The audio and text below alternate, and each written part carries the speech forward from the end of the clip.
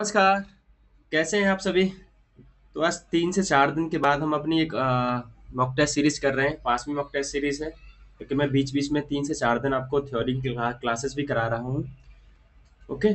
और हाँ, अब देख लेना, प्लेलिस्ट बनी हुई है भाई, मेंस की, प्रीलिम्स की, जीएस की, सोशियोलॉजी की, वो देखते रहना, बहुत ही ज़्यादा इन्फॉर्मेटिव है और आंसर राइटिंग भी करते रहना। पता चले कि प्रीलिम्स तो निकाल लो और लास्ट में फिर आंसर राइटिंग में बहुत ज़्यादा दिक्कत आ जाए, तो एक क्वेश्चन अभी से आप स्टार्ट कर दो लिखना, ठीक है? प्लेलिस्ट में अपडेट कर देता हूँ 1 या 2 दिन में, आप चेक करते रहें। मोस्टली चीज़ें मैं कवर करा रहा हूँ और मोस्टली चीज़ें हो भी गई हैं शायद। पॉलिटी की भी, हिस्ट्री की भी, अब इकोनॉमिक्स खत्म हो जाएगी 3 से 4 क्लासेस में। उसके बाद फिर मैं कोई नया सब्जेक्ट में स्टार्ट करूँगा, ठीक है? चलो स्टार्ट करते हैं। पहला क्वेश्चन है अपना, पहला क्वेश्चन है दुधवा नेशनल पार्क बताओ कहाँ है? एक जस्ट ए सेकंड। पहला क्वेश्चन कमेंट कर दिया करो भाई, इतनी मेहनत से मैं अच्छे अच्छे क्वेश्चन लाता हूँ ढूंढ के, कमेंट करने में हाथ में दर्द होता है क्या? बता बता दिया करो कितने क्वेश्चन सही हो रहे हैं। तो बताओ दुधवा नेशनल पार्क कहाँ है? एक ही, हाँ, ये और ध्यान रखना, यूपी का आंसर क्या होगा, यूपी का होगा और एक ही है पूरे यूपी में ये नेशनल जो पार्क है, बाकी तो वाइल्ड लाइफ सेंचुरी बाकी तो अलग हैं। चलो असम के में थोड़े से बात कर लेते हैं, यहाँ से आपको याद भी हो जाएगा। देखो असम में चेंज कर लेता हूँ मार्कर। असम में कौन कौन से हैं आपको, या ये ना लिख ले, थोड़ा सा लिख लेना कहीं। काजीरंगा, काजीरंगा, उसके बाद में मानस, बहुत पूछे जाते हैं भाई, ये बहुत फेमस है। डिब्रू, इम्पोर्टेंट इम्पोर्टेंट ही मैं करवा रहा हूँ। डिब्रू साइखोवा, ओके। उसके बाद में असम का औरांग, औरांग नेशनल, ठीक है। ये चार तो आपको बिल्कुल। उसके बाद एक और इम्पोर्टेंट है, कौन सा, नामेरी। इतने एनफ हैं असम के, यहाँ से क्वेश्चन अटेम्प्ट कर, पूरा का पूरा क्वेश्चन बना लोगे आप, ठीक है। ये 5 हैं। उसके बाद में उत्तराखंड के याद रखने हैं, यहाँ याद कर लो उत्तराखंड के कौन से हैं। जिम कार्बेट है आपका, जिम कॉर्बेट। उसके बाद में राजा जी, उसके बाद में गंगोत्री। ये नेशनल पार्क लिखा रहा हूँ मैं भाई, राजा जी है, गंगोत्री हो गया, ओके। और उसके बाद में एक और कौन सा है, फूलों की घाटी, वैली ऑफ फ्लावर, फूलों की घाटी। ये आपके उत्तराखंड के हो गए। राजस्थान के, राजस्थान के कौन कौन से बताओ। सरिस्का हुआ, सरिस्का। उसके बाद फेमस कौन सा, डेजर्ट नेशनल पार्क हुआ,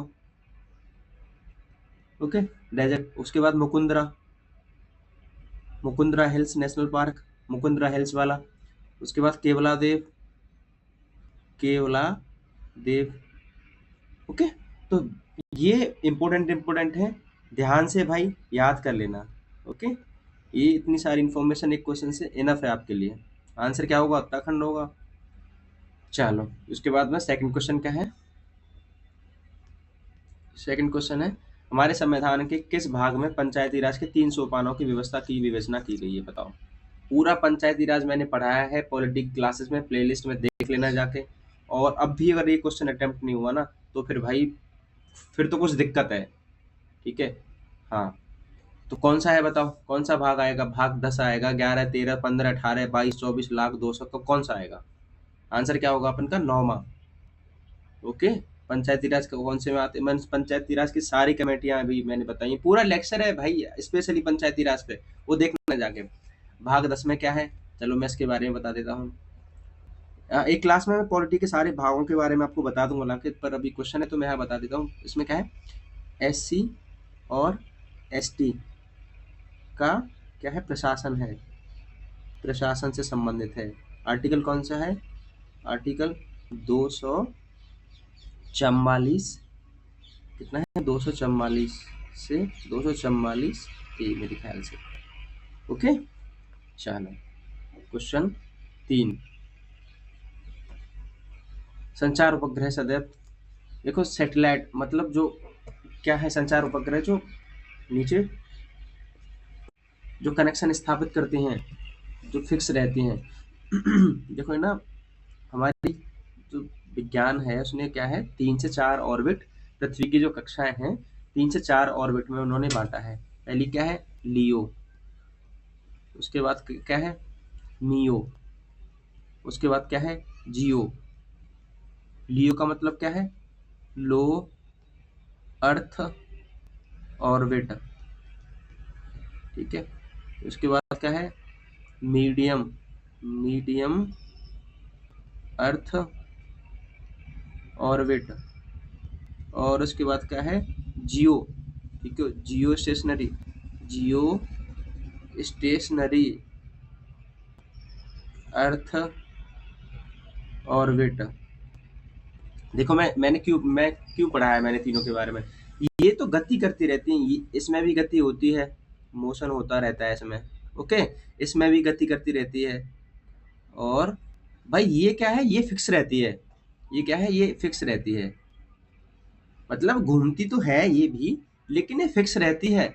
जिस जैसे जैसे पृथ्वी घूमती है वैसे वैसे पृथ्वी के बिल्कुल साथ ही साथ चलती है, तो हमें क्या लगता है कि फिक्स है बिल्कुल, इसीलिए इसको हमने क्या नाम दिया, जियो स्टेशनरी। ये क्या है, बिल्कुल फिक्स रहती है, ये पृथ्वी की वो है कक्षाएं हैं। सबसे नीचे क्या आता है, लियो, लो अर्थ ऑर्बिट, उसके उसके ऊपर क्या आता है, मियो, और उसके ऊपर क्या आता है, जियो। ये इसका कितना है, 35,000 से 36,000 किलोमीटर ऊंचाई है भाई इसकी। वहां सैटेलाइट स्थापित करते हैं नीचे से ले जाके, ठीक है, कनेक्शन के लिए। समझ आ गया। अब इसका आंसर बताओ, संचार उपग्रह सदैव कहाँ रहता है, अपनी चाल से ही भ्रमण करते हैं, स्थिर स्थित रहते हैं, भू स्थिर रहते हैं, या अपना पथ चाल बदलते रहते हैं। तो देखो भू स्थिर क्या है, जियो, जियो स्टेशनर, जियो स्टेशनरी।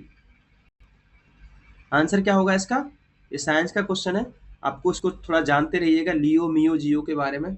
ओके, यहाँ से कॉन्सेप्ट क्लियर हो गया होगा, जो अगर नेक्स्ट भी कोई क्वेश्चन बनता है तो वो भी आप क्लियर कर पाएंगे, ठीक है। चलो, क्वेश्चन नंबर 4, ये भी साइंस का है, बताओ कंप्यूटर का किसने किसने किया आविष्कार, तुमने किया है क्या? बताओ कंप्यूटर किसने किया, सुमेलित पूछ रहा है, नहीं, कौन सा आएगा आंसर, कौन सा आएगा, तो कंप्यूटर का चार्ल्स बाबेज ने किया। रेडियो का किसने किया, कॉर्ल बेंज। बैरोमीटर का किसने किया, ई टोरिसेली, ये भी सही है, ये भी सही है। डायनामो किसने किया, माइकल फेराडे ने किया, ठीक है। अरे डायनामो पता है क्या होता है, आजकल जो घरों में जनरेटर होता है ना, इसको कहते हैं डायनामो, जो ट्रैक्टरों में लगा होता है उसको कहते हैं डायनामो भाई। रेडियो किसने किया, मार्कोनी ने, किसने किया, मार्कोनी। ओके, आंसर क्या होगा अपन का, रेडियो।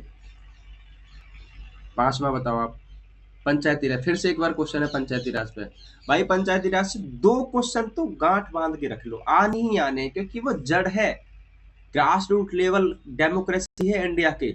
इसके लिए अलग से भाग 9 का सिद्धांत, अलग से भाग 9 का सिद्धांत जोड़ा गया था, अलग से 29 विषय ऐड किए गए, पूरी की पूरी व्यवस्था भाई अलग से ऐड की गई है, इतना बड़ा वो है पंचायती राज का विषय। तो पंचायती राज से इसलिए क्वेश्चन आता है, बताओ कौन सी अनुशंसा के, भाई अब भी नहीं बता पाए तो फिर मोमोज समोसे चाय छोड़ दो, ठंडा आ गई है, बर्फ का पानी पियो, अगर ये क्वेश्चन भी नहीं बता पाए तो। बताओ 1935 का सरकार का अधिनियम, या फिर 1942 के क्रिप्स मिशन, या फिर 1947 के भारतीय स्वतंत्रता अधिनियम, या फिर बलवंत राय मेहता कमेटी 1957, कौन सा आंसर होगा, बी आर मेहता कमेटी 1957। याद आया कुछ जो मैंने कमेटियां कराई थी मैंने, ओके। और जो हिस्ट्री वाली जो, हाँ, मैंने सीरीज कराई है, मैंने जो सारे के सारे जो एक्ट कराए हैं, चार्टर एक्ट है, फिर गवर्नमेंट ऑफ इंडिया एक्ट, मैंने आपको बताया कि 1935 का बहुत बड़ा एक्ट है, इसमें क्या क्या अनुशंसाएं हुई थी। क्रिप्स मिशन कब आया, 1942 में आया, ओके। चलो, 6वां,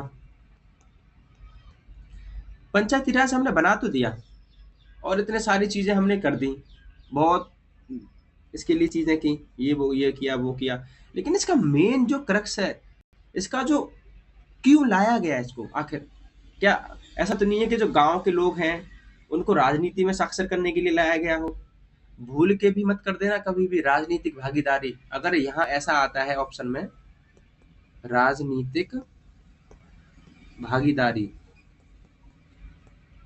राजनीतिक पॉलिटिकल पार्टिसिपेशन अगर आता है ना, तो भूल के भी मत कर देना आंसर उसका। ओके, आंसर क्या होगा? जनता को विकास मूलक डेवलपमेंट एडमिनिस्ट्रेशन में पार्टिसिपेट करना, उनको योग्य बनाना। इसीलिए तो क्या हुआ था, 2 अक्टूबर 1952 को क्या सीडीपी सामुदायिक विकास programme community community development programme चलाया गया था। और हाँ, ठीक है, और किसकी सहायता से? हेल्प ऑफ यूएसए, अमेरिका की सहायता से। तो यहाँ से 2 क्वेश्चन तो आपको ये निकल आए। ठीक है, तो जनता को विकास मूलक, गांधी जी तो ये कहते थे कि भाई, और जवाहरलाल नेहरू ये कहते थे कि छोड़ दो यार, इन पे गांव वालों पे छोड़ दो, ये अपने आप खुद विकास करेंगे। जो भी गलतियां होंगी, गलतियों को नहीं देखा जाएगा, एक बार ये अगर विकास योग्य बन जाए तो भाई ये खुद ही कर ले जाएंगे अपना काम। तो आंसर क्या होगा? जनता को विकास मूलक प्रशासन में भागीदारी के योग्य बनाना। ओके, चलो 7वां क्वेश्चन। ये देखो, मैंने जो इंडस्ट्री वाला जो चैप्टर कराया है, मैंने आपको क्या बताया था कि यार ये जो मैं लोकेशन बता रहा हूँ ना इंडिया की, वो लोकेशन पूछ ली जाती हैं, और लोकेशन नहीं पूछी जाएगी तो उनके आगे प्लांट के नाम पूछ ले जाएंगे कि बताओ ये किसका प्लांट है, किसका प्लांट नहीं है। ठीक है, तो रामगुंडम ये कहाँ है? याद रखते रहना, तेलंगाना में। किसका प्लांट है? फर्टिलाइजर का। ठीक है, चितरंजन ये कहाँ है? वेस्ट बंगाल में। ये किसके लिए? रेल के लिए, मतलब लोकोमोटिव्स के लिए। ओके, कोरबा फेमस है भाई, कहाँ है बताओ? छत्तीसगढ़ में। किसके लिए है? एल्युमिनियम। अच्छा, थोड़ा सा अंदाजा लगाया करो कि एल्युमिनियम के लिए क्यों है।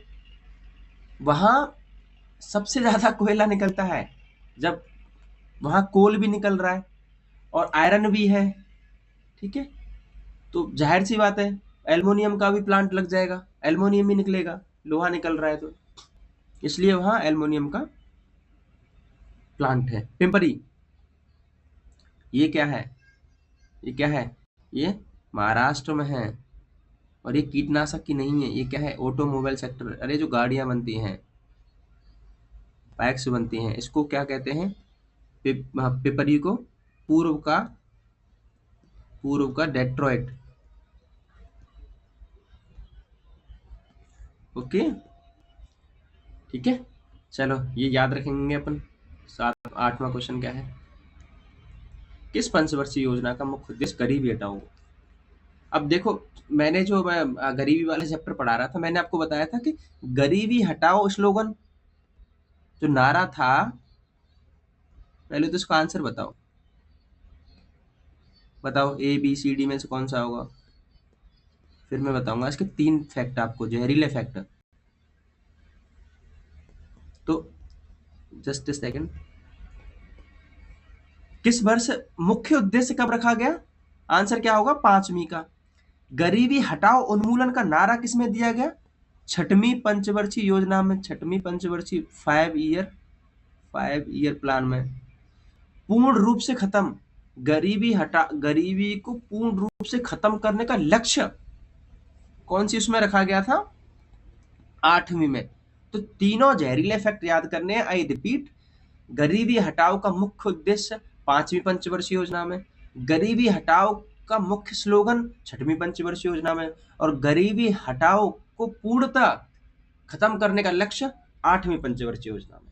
क्लियर है भाई? ओके, ठीक है। 7वां, ये ज्यादा हिंदी लिख दी है भाई। ये धावन मशीन क्या होती है? Washing machine. वॉशिंग मशीन घरों में आजकल तो आप लोग धोते ही नहीं हो कपड़ों से, हाथों से कपड़े। वॉशिंग मशीन का कौन से प्रिंसिपल पे काम करता है बताओ? अब केंद्रीय उत्क्रमण या अपोवन या विसरण, कौन सा है? कौन सा आंसर होगा? अब केंद्रीय। देखो, 2 प्रकार के बल होते हैं। एक तो होता है, आपने पढ़ा होगा फिजिक्स में, सेंट्रीफ्यूगेशन, और दूसरा क्या होता है सेंट्रीफ्यूगल। दोनों में पता है माइनर सा फर्क है, क्या है? देखो धावन जो ये वाला बल है ये तो बाहर, जैसे ये बल हुआ, ये फोर्स हुई सेंट्री, ठीक है, अब केंद्रीय बल हुआ, ये क्या करता है फोर्स को, ये फोर्स हुआ, ये फोर्स को बाहर की तरफ फेंकता है, इसीलिए तो पानी बाहर फेंकता है कपड़ों से, ठीक है, ये बाहर। और सेंट्रीफ्यूगल क्या करता है, ये बल हुआ, ये क्या करता है अपनी तरफ लेता है बल को। एग्जाम्पल, जैसे हम साइकिल से जब मोड़, साइकिल से या बाइक से किसी मोड़ पर जब मुड़ते हैं तो मोड़, साइकिल क्या क्या करती है भाई, मोड़ की तरफ अपने आप मुड़ती है ना, ऐसा ही तो होता है। या फिर सूर्य के जो चारों तरफ, हाँ एक क्वेश्चन और इम्पोर्टेंट निकल आया यहाँ कि जो जो जो हमारा सौर मंडल है अपना, जो सूर्य के, जो सूर्य है इसके तरफ सारे के सारे ग्रह चक्कर लगा रहे हैं वहां भी तो कौन सा बल है, वहां वहां कौन सा बल होगा, सेंट्रीफ्यूगल, अभिकेंद्रीय। क्या होगा इसका नाम हिंदी में, अभिकेंद्रीय। और ये क्या है, अपकेंद्रीय। मैं फिर से रिपीट कर रहा हूं, जो अपकेंद्रीय बल होगा वो तो अपने बाहर से चीजों को फेंकेगा। जैसे वॉशिंग मशीन कौन से सिद्धांत पर काम करती है, सेंट्रीफ्यूगेशन पर काम करती है। और और उसके बाद में जो ऐसा बल जो अपने पास की ओर लेता है, चीजों को अपने पास लेता है चारों तरफ से, ठीक है, वो कौन सा बल होगा, अभिकेंद्रीय बल होगा, सेंट्रीफ्यूगल फोर्स होगा। अच्छा, ये कहाँ लगता है, सौर मंडल में, सारे के सारे जो ग्रह काम कर रहे हैं सन के, वो कौन सा बल है वहां पे, अभिकेंद्रीय बल है। और मोड़ पे अगर बाइक का मोड़ की तरफ झुकना, वो कौन सा बल होगा, वो भी कौन सा बल होगा, अभिकेंद्रीय बल होगा। क्लियर है यहाँ, ये आपको कॉन्सेप्ट क्लियर हो गया होगा। ओके, चलो 8वां आता रहेगा है भाई, ये क्वेश्चन स्पेक्ट्रम का है। तो बताओ घटते क्रम में कौन सा, इस क्वेश्चन को अटेम्प्ट करने के लिए ना एक ही तरीका होता है। सबसे ज्यादा हाईली हाईली सबसे ज्यादा रेंज किसकी होती है, ये जो भयंकर होती है, वो क्या होता है, गामा। उसके बाद एक्स रे, देखो एक्स रे, उसके बाद में गामा, ठीक है। तो यहाँ देख लो, सबसे बाद में कौन आएगा, गामा आएगा, तीसरा, अरे भाई तीसरा तो दोनों में, तीसरा, दूसरा उसके बाद एक्स रे दे रखी रही है, तो क्या आएगा, परावैंगनी। देखो कई बार ना हम शब्दों में मात खा जाते हैं, ये क्या है, अल्ट्रा, ये क्या है, अल्ट्रा, अल्ट्रा वायलेट, क्या है, अल्ट्रा, अल्ट्रा वायलेट इसको बोलते हैं, इसको क्या बोलते हैं, इंफ्रारेड, इंफ्रारेड गामा। और सूक्ष्म तरंगों को भाई एग्जाम जो इंटरप्रेटर वाला होता है ना, भयंकर हिंदी लिखता है, माइक्रोवेव, माइक्रोवेव। तो जाहिर सी बात है माइक्रोवेव सबसे पहले आएगी, चार कहाँ है इसमें, चार। उसके बाद में इंफ्रारेड आएगा, देन क्या आएगा, क्या आएगा, अल्ट्रा वायलेट आएगा। और उसके बाद में अगर यहाँ देखो क्या है, मैं क्या बता रहा हूँ आपको, अगर अल्ट्रा वायलेट नहीं होता, इसकी जगह एक्सरे होता, ठीक है, तो क्या आता है, एक्सरे। और अल्ट्रा वायलेट को हम कहाँ रखेंगे, एक सेकेंड, अल्ट्रा वायलेट ऐसे आएगा क्रम। ओके, मैं कह रहा हूँ कि एक्सरे के साथ में अल्ट्रा वायलेट होता तो कहाँ रखते, एक्सरे के बाद में रखते। सबसे पहले कौन आएगा, माइक्रोवेव आएगा, ठीक है। चलो 9वां क्वेश्चन, भारतीय किसको भारतीय स्वतंत्रता क्रांति की जननी कहा जाता है, किसको कहा जाता है, भीकाजी कामा, एनी बेसेंट, सरोजनी नायडू। देखो सरोजनी नायडू के बारे में मैंने पढ़ा रखा है, एनी बेसेंट के बारे में पढ़ा रखा है, अब आज दो के बारे में पढ़ेंगे, भीकाजी कामा और विजय लक्ष्मी पंडित। उत्तर क्या होगा इसका, भीकाजी कामा। एक बात और याद रखनी है, 1907 में जर्मनी के स्टुअर्टगार्ड मैदान है, वहां का कोई प्लेस है, इन्होंने इंडियन फ्लैग को, इंडियन, बड़ी बात है, पहली बार विदेशी धरती पर भारतीय झंडा को किसी महिला के द्वारा फहराया गया था। और क्या नाम था इनका, भीकाजी कामा। इनको क्या बोलते हैं, मैडम कामा। ओके, 1907 में जर्मनी में। ठीक, उसके बाद में बात करते हैं विजया लक्ष्मी पंडित। ये जवाहरलाल नेहरू की बहन है। ओके, तो ये कौन है? ये फर्स्ट, याद रखेंगे, first women president of United nation, संयुक्त राष्ट्र की प्रथम महिला अध्यक्ष हैं ये, विजया लक्ष्मी पंडित। ठीक है, ये फैक्ट याद रखना है आपको। उसके बाद में 10वां क्वेश्चन बहुत इंपॉर्टेंट है भाई, अनुनय विनय की, अनुनय विनय एवं विरोध। अरे ये क्या होता है कि विरोध किसी से जबर, मतलब हाथापाई हिंसा मत करो। अनुनय विनय, पर्चा दे दो, कहीं जाके अपना आक्रोश जता दो कि भैया हम आपसे नाराज हैं। अनुनय विनय का एवं विरोध की राजनीति का दोष कौन लगाता था? तो जाहिर सी बात है, दो खेमे थे, एक तो चरमपंथियों का था, एक गर्मपंथियों का था। जिसमें गर्मपंथियों में कौन थे? लाल बालपाल, लाला लाजपत राय, बाल गंगाधर तिलक, बिपिन चंद्र पॉल। तो किसने दोष करा? बोले ये गलत है, किसने कहा? बाल गंगाधर तिलक ने। ओके, ठीक है। नेक्स्ट क्या है? एक वर्ष के अंदर, 12वां क्वेश्चन, एक वर्ष के अंदर स्वराज की प्राप्ति किस आंदोलन का लक्ष्य था? जब मैं आपको बता रहा था, मैंने गांधी नीरा पूरा कंप्लीट किया है, तो बताओ कौन से में है और कौन सी डेट को था? खिलाफत, हाँ, गृह शासन आंदोलन। अरे यार ये होम रूल आंदोलन है, हिंदी में भाई गजब हाल है, होम रूल मूवमेंट। तो बताओ कौन है? खिलाफत होगा या होम रूल होगा या फिर नॉन कोऑपरेटिव होगा या फिर क्विट इंडिया मूवमेंट होगा? तो कौन होगा आंसर? असहयोग आंदोलन, नॉन कोऑपरेशन मूवमेंट। कब चला? 1 अगस्त 1920 को। भारत छोड़ो आंदोलन 8 या 9 अगस्त 1942 को। खिलाफत आंदोलन 1918 से 1900 1920-22 तक। ठीक है, आंसर क्या होगा अपन का? असहयोग आंदोलन। ये भी कोट याद रखना है, इसी में गांधी जी ने बोला था कि यार एक एक वर्ष में ना स्वराज्य की प्राप्ति कर लेंगे, बशर्ते वो हुआ नहीं, चौरा चौरी कांड हो गया था 5 फरवरी 1922 को। तो गांधी जी ने वो आंदोलन ही वापस ले लिया, तो कहाँ से? पर गांधी जी को जेल में डाल दिया इनने, अंग्रेजों ने। 13वां, खादी को स्वतंत्रता की वर्दी किसने कहा? बात सीधी साफ है, कौन कहेगा खादी को? महात्मा गांधी। ओके, 14वां, बहुत इंटरेस्टिंग क्वेश्चन है, बताओ किसने कहा स्वराज्य मेरा जन्मसिद्ध अधिकार है और मैं इसे लेके रहूंगा? बताओ, लखनऊ अधिवेशन में, कलकत्ता में, बनारस में या सूरत अधिवेशन में? सूरत, सूरज नहीं है, सूरत है। तो किसमें कहा? लखनऊ अधिवेशन में 1916 में। ठीक है, ठीक है। ये मत भूल भाई, ये गलती से भी मत कर देना कि इन्होंने अध्यक्षता करी थी 1916 के। बहुत बड़ा मतलब इसमें काफी सारी चीजें निकल के आई थी। पहली चीज तो, मैंने जब भाई आपको ये सारे के सारे मैंने अधिवेशन करा रखे हैं और क्या क्या अधिवेशन में मुख्य मुख्य हुआ है मैंने वो भी करा करा दिया है, लेकिन यहाँ रिपीट कर देता हूँ। 1916 में क्या हुआ?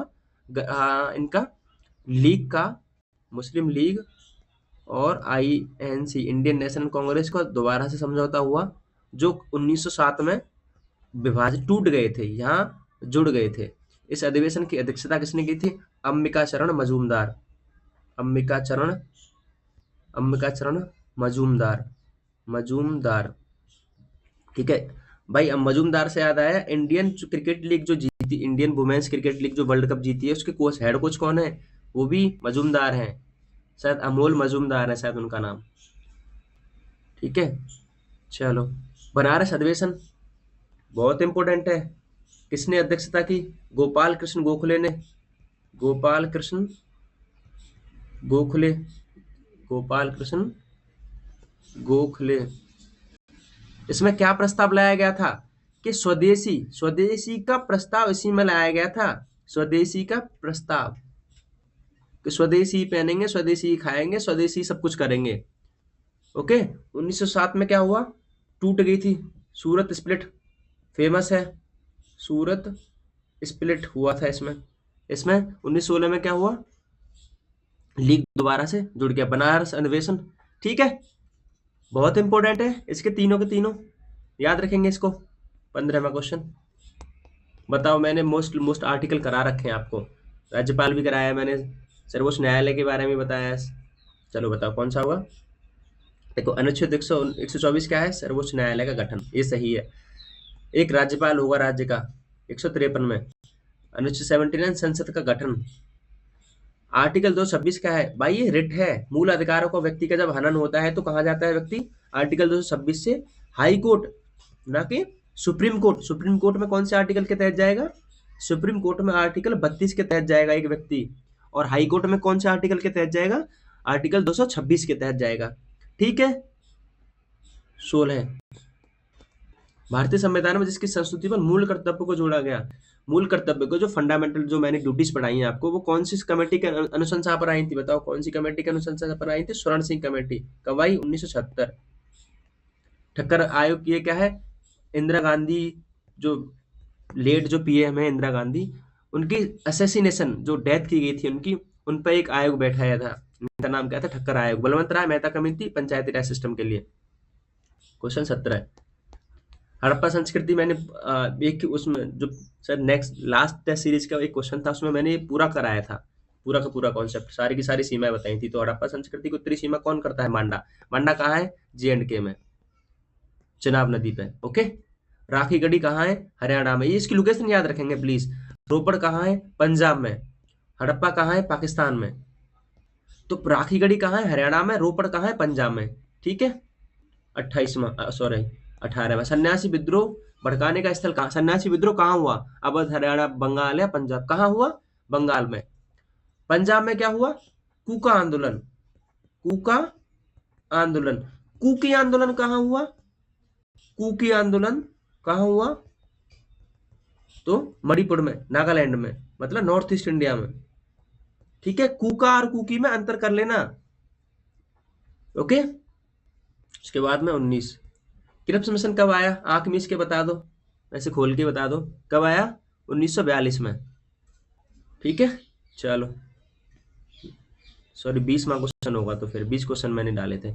ठीक है। बहुत इन्फॉर्मेटिव रही है ये टेस्ट सीरीज। प्लीज करते रहना, एक बार समझना है 2 बार ही कर लेना, और कमेंट करके बताना। मिलते हैं नेक्स्ट वीडियो में। Have a good day. जय हिंद।